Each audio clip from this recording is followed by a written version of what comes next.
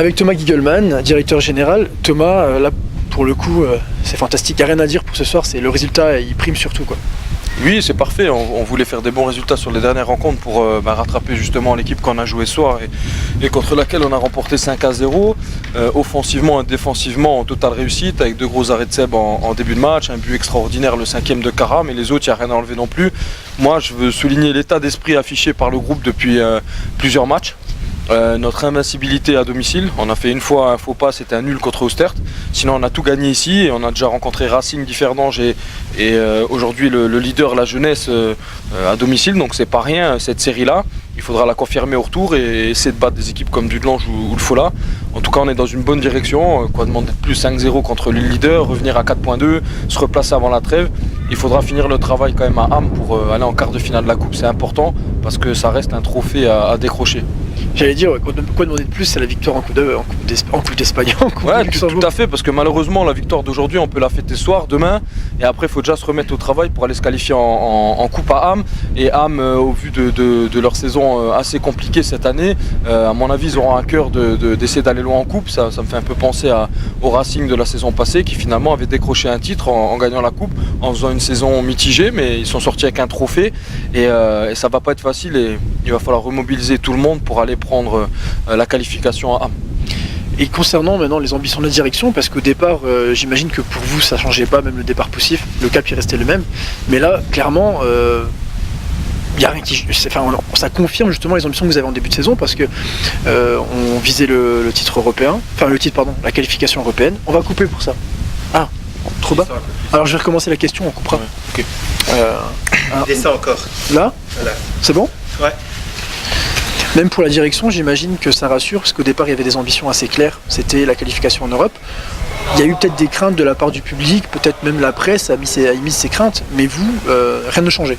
Non, rien ne doit changer, on doit garder le cap, on a un projet de longue haleine. Aujourd'hui l'équipe première va bien, alors on a l'impression que tout le club va bien, ou inversement, quand l'équipe première perd 2 matchs, on a l'impression que le projet s'écroule, pas du tout. On a un projet, une idée en tête, on suit notre ligne, le département jeune avance petit à petit avec le football cordal qui a été créé. Nos dames sont actuellement 2e du classement, j'en profite pour les féliciter de leur victoire hier 3-0. On a 2 joueurs internationaux qui ont chacune marqué en déplacement. Il n'y a pas que la première équipe, donc la première équipe, ça restera toujours l'image principale du club, ce qui est normal et ce qui est le cas dans tous les clubs, mais il y a beaucoup de travail derrière à tous les niveaux. Je l'ai noté aujourd'hui dans la revue Progrès News, notamment on le voit aujourd'hui au niveau média.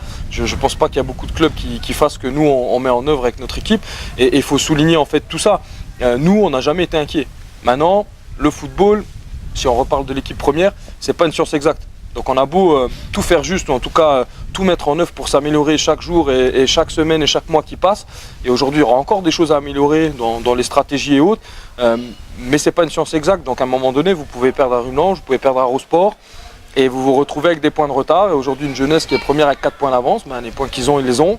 Il faut compter avec eux jusqu'en fin d'année. Un Dudelange qui va être épargné des matchs européens, même si c'était beau pour eux, ça les a quand même freinés en championnat. Donc je pense qu'en deuxième partie de saison, on va pas laisser beaucoup de points, vu leur qualité et leur effectif. Et on a le Fola, Fola qui est une surdynamique assez impressionnante aussi de 7 victoires d'affilée. Voilà, Racing Differdange qui au niveau comptable ne sont pas morts, ça va être relevé jusqu'au bout. L'objectif reste le même. 3 premières années de projet, c'était le top 5. On l'a fait 3 fois.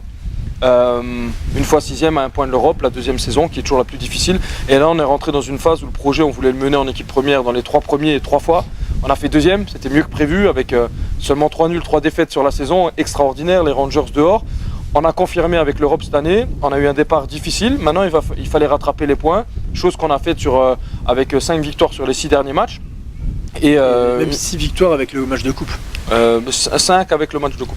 6 avec le match de coupe. 6 avec le match. Ouais, 6 avec le match Ah, c'est bien, c'est encore mieux que ce que je pensais. Ouais, donc parfait. 7 matchs en tout, ouais. Quand c'est dans le sens là, j'aime bien, c'est impeccable. Mais voilà, et puis du coup, l'objectif reste le même, c'est le podium. Après, si on fait le début de match retour comme il faut, et qu'on prend les points qu'il faut et qu'on évite de faire des faux pas comme on l'a fait en phase aller, si tout est possible pour le titre, on va se battre pour. Mais aujourd'hui, on reste, voilà, on a fait 2e, la plus dure saison c'est celle-là, on est attendu partout, on est respecté mais aussi peut-être un peu craint mais attendu en tout cas. Et il va falloir performer comme ce soir et pas que ce soir, parce que Contre le Racing à domicile, c'était une très bonne performance de notre équipe, notamment athlétiquement et dans l'impact. Et voilà, il faut tirer un coup de chapeau aux garçons, au staff en place, parce que le travail effectué paye. Et ça saute aux yeux de tout le monde quand on gagne 5-0, c'est assez simple de le voir. Mais moi j'avais déjà commencé à le voir contre Strassen, le 2-0, l'évolution positive, parce que depuis Strassen est quand même invaincu, ouais. Ils sont sur 3 matchs, 3 victoires. Ensuite la victoire à Pétange, qui est pas rien, même si on est dans une phase difficile, on mène 5-0 à la mi-temps. Et aujourd'hui, bon, Racing et Jeunesse, là on marque le coup vraiment contre des équipes de tête, ce qui prouve aussi à nos garçons qu'ils ont le niveau pour être dans les 3 premiers, voire mieux.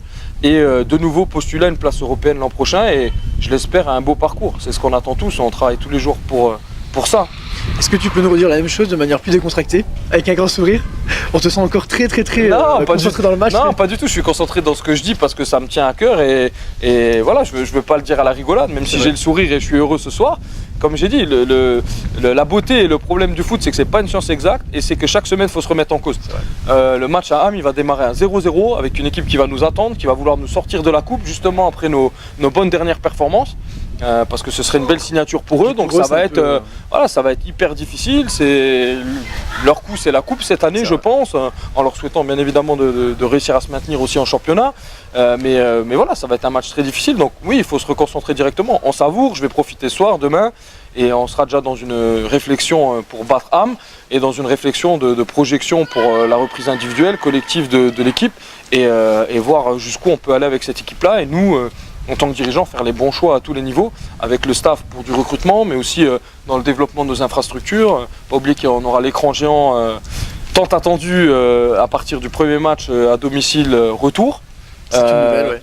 Ouais, c'est une très bonne nouvelle pour nous, sachant la publicité et tout ce qu'on va mettre en place autour pour nos joueurs notamment. Voilà, l'équipe média qui fait un gros travail au niveau des vidéos de buts et autres.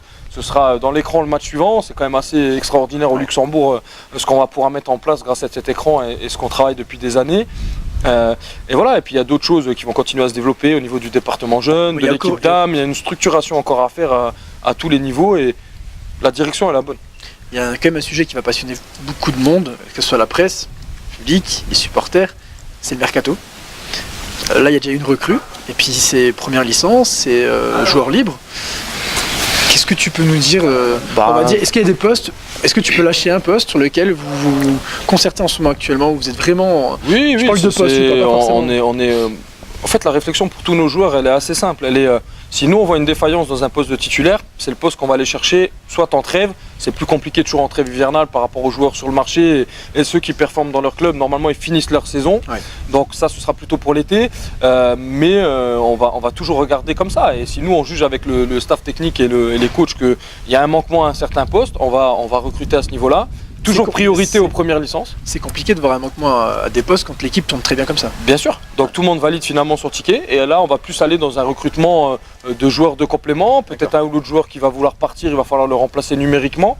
Mais en tout cas, la venue de Belmine, pour parler de lui, parce qu'elle a été annoncée, c'est un joueur techniquement au-dessus de la moyenne. Au jour d'aujourd'hui, on a beaucoup de très bonnes performances de nos joueurs offensifs. Ouais. Mais on a un vrai joueur qui fait le jeu, ça s'appelle Sébastien Thiel, c'est notre capitaine qui est sur une... Les derniers matchs, j'ai rien à lui dire à part bravo, mais il faut aussi avoir une deuxième solution à ce niveau-là, que ce soit Kevin Kerger, Farid Ikene ou d'autres qui ont pu jouer à cette position. On est très content de leur rendement, on compte sur eux pour l'avenir en tant que titulaire, dans le groupe, etc. Mais on devait ramener une caution technique supplémentaire. Voilà, Sébastien Thiel n'est pas à l'abri non plus d'une blessure, d'un carton ou de plusieurs cartons. Pas été compensé non plus. Et le départ d'Olivier, maintenant avec l'arrivée de Belmine, on espère qu'il est compensé. Après, je ne veux pas faire de comparaison entre les deux. J'espère qu'il aura la même trajectoire qu'Oli, c'est-à-dire qu'on a bien travaillé. Et on ne fait aucune erreur en prenant un gars de 20 ans formé au FC Metz, qui était suivi par les plus grands clubs. On prend un risque minimisé par rapport à sa blessure parce qu'on l'a avec tous les joueurs finalement. On va essayer de le mettre au niveau rapidement pour qu'il soit le plus performant possible dans les meilleurs délais. Mais c'est une première licence qui vient compléter le groupe.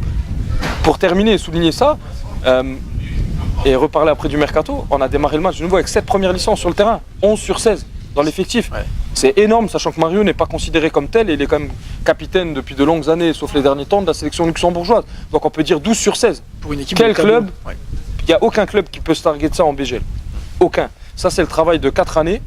On a en plus les performances qui sont au niveau des joueurs qu'on a pris, ce qui montre que le niveau de nos joueurs luxembourgeois est équivalent à des étrangers qu'on peut aller recruter aller vers l'extérieur et qui seront toujours nécessaires, je pense. On le voit, encore un Kara, un Meron, un Jordan, un Metin, un Setflo et autres, parce que je veux pas citer tout le monde. Mais Mais il faut préciser aussi une chose, excuse-moi de te couper, non, je t'en prie. mais que l'osmose est parfaite entre les joueurs locaux et les joueurs qui viennent de l'étranger. Parce qu'aujourd'hui, à part Manu Françoise, qui est de toute façon apprécié de tout le groupe, c'est seul qui a une petite chanson à lui. Manu, je te fais une petite dédicace, tu la chanteras toi, pas moi. Donc qui est apprécié par tout le monde qui vient de Metz. Tous les autres joueurs luxembourgeois ou considérés comme première licence ou étrangers habitent au Luxembourg. Et la plupart dans le sud du pays, à part le petit Igor à Luxembourgville ou autre, mais ça crée de la proximité. Et c'est les joueurs étrangers qui sont là quand même là depuis un certain nombre de temps, de mois, d'années. Et du coup, l'osmose, elle est fantastique. Et l'expérience qu'accumule ce groupe, elle est impérative pour avoir des résultats au niveau de nos espérances. Parce que qu'est-ce qui nous anime tous finalement, ça va être la Coupe d'Europe, ça va être de gagner un ou l'autre titre. C'est ce qu'on fait depuis 4 ans où on redore le blason du progrès. Faut pas obliger ça fait 33 ans qu'on n'avait pas joué une Coupe d'Europe, qu'on n'avait pas gagné quoi que ce soit, qu'on n'avait pas fini à une deuxième place. Il faut quand même se rappeler toujours d'où on vient pour savoir où on va. Et il faut pas que les gens l'oublient. Aujourd'hui, on est là, des fois on dit on a gagné que 2-0. Il faut voir qu'il y a un gros boulot et que le niveau augmente et que c'est de plus en plus dur d'atteindre ce niveau-là. Pour conclure sur le mercato, c'était ta question, au Luxembourg en hiver, tu as le droit par les statuts et les règlements qu'à 2 recrues. Donc on en a annoncé, fait une, officialisé une qui est Belmine. Et la deuxième pourrait très bien être un poste offensif supplémentaire, un poste éventuellement d'attaquant complémentaire. Parce qu'on l'a vu, un Kara qui était un peu moins bien, un Manu un peu blessé, un Roméo qui a mis un peu de temps à trouver ses marques, ça peut être important pour la suite de la saison.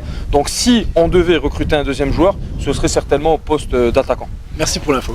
Voilà, et pour l'autre info, on a déjà signé un joueur pour l'été, on est en train de faire un deuxième, donc on est plus en avance pour l'été, parce que là... L'annonce, on ne l'aura pas aujourd'hui.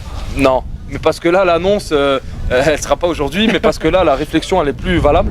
Parce qu'on sait au poste où on veut avoir du monde et avoir des compléments ou des titulaires en puissance, hein, chacun de prouver qui gagne sa place ici.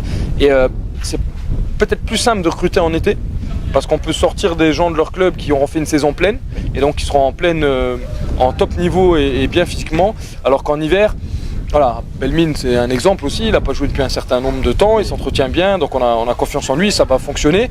Mais la deuxième recrue, c'est toujours compliqué aussi d'avoir un attaquant qui a mis 35 buts et qui va sortir en hiver du club où il est. Donc voilà, pour tout le monde c'est le même jeu, transfert d'hiver compliqué. Et nouveau, priorité pour l'été aux premières licences de qualité. Voilà, on est sur 5-6 dossiers différents et on va essayer d'en conclure un maximum comme on l'a fait les dernières saisons pour rester toujours dans notre dynamique, dans notre projet et dans notre ligne directrice. On va essayer de mener l'enquête avec le Progrès Média pour avoir les noms. Ouais, bon. C'est pour les meilleurs joueurs luxembourgeois, c'est pas si compliqué à savoir avec qui on est en contact. Mais voilà. Et puis il n'y a pas d'impératif aujourd'hui dans ce qu'on voit ce soir dans le groupe. Je pense qu'il y avait des joueurs comme Tim Hall aujourd'hui en tribune, David Suarez, Roméo, Dino, qui sont des très bons joueurs sur lesquels on compte. Mais il n'y a que 16 joueurs, il y en a qu'11 sur le terrain et on a encore Mike Schneider et Farid blessés. Ouais. C'est dire la qualité de notre effectif malgré le départ d'Olivier. Ça sera encore renforcé par Belmine. Et voilà, on n'est pas dans une urgence aujourd'hui, mais si on a le bon profil qu'on pense qu'on aurait fait en été, on le fera alors en hiver. Si c'est pas le cas, on fera pas un joueur pour faire un joueur parce qu'il n'y a pas lieu d'être au jour d'aujourd'hui. Non, clairement. Et on peut se contenter de Belmine en tant que recrue. Et puis tu voulais renforcer le secteur offensif, est-ce que tu es au courant qu'il y a quand même 17 buts de mis sur cette match depuis le nouveau stade ? Oui, je suis aussi au courant, parce que moi je l'ai vu dans le sens inverse, je suis au courant qu'on a encaissé surtout qu'un but. Sur les 5 derniers matchs, et c'est là que le bas blesse, parce que malgré tout, changement de staff ou pas, on a toujours réussi quand même à marquer, malgré tout. Le problème c'est que tu peux pas toujours marquer 2, 3, 4 ou 5 buts, et alors il faut savoir gagner les matchs 1-0 ou 2-0, comme d'autres grandes nations ou les équipes le font, ou même dans le championnat, et tu vas pas gagner tous les matchs malheureusement 5-0. Et il faut savoir gagner 1-0, c'est ce qu'on a su faire les derniers temps, ou gagner 2-0 comme coach Strassen et Racing. Donc moi je pars plutôt de derrière pour arriver devant. Parce que si j'ai un Yannick, un Manu, un Kevin, un Seba, un Meron, un Kara, voire un Roméo ou autre, dans le niveau qu'ils sont actuellement, on va marquer. C'est plus aux autres d'avoir peur qu'à nous. Mais voilà, il faut que tout le bloc et toute l'équipe travaille défensivement pour trouver une stabilité. Chose qu'on a faite depuis 6 matchs maintenant si on prend la coupe, hormis le match à Dudelange qui, je répète, pour moi tombait trop tôt et c'est dommage, mais voilà, en tout cas aujourd'hui ouais, on marque beaucoup, on n'encaisse plus tu gagnes les matchs, tu fais des différences, le goal average il est bon, tu remontes au classement. Ça continue parce que tout le monde travaille pour ça dans le club et tout le monde attend que ça et voilà, je pense que les joueurs sont de nouveau dans la bonne direction, en tout cas dans la direction souhaitée. C'est vrai. Bah, merci Thomas. Merci à vous.